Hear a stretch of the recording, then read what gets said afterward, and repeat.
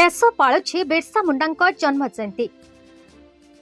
आज राज्य समेत सारा देश पालुछि विशिष्ट आदिवासी जननेता तथा स्वाधीनता संग्राम अनन्य विप्लवी बिरसा मुंडा 150तम जयंती।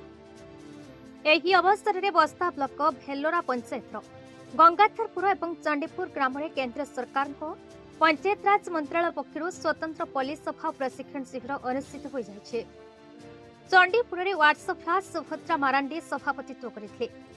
अतिथि भाव में भेलोर सरपंच दुर्गाराणी जेना, समिति सभ्य अनादि दास, सुपरभाइजर महेश्वर हेम्रम, संयोजक पल्लवी महांती, प्रशिक्षक सुधांशु शेखर राउत, निर्वाण चंद्र बेहेरा, समाजसेवी ध्रुवचरण नायक, रामचंद्र बेसरा प्रमुख जोग देते।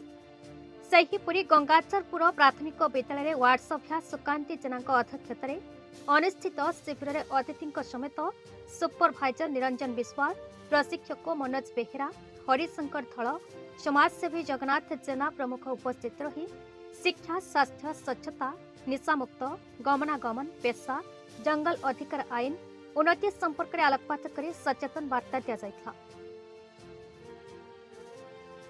Bureau report, BE news, Odisha.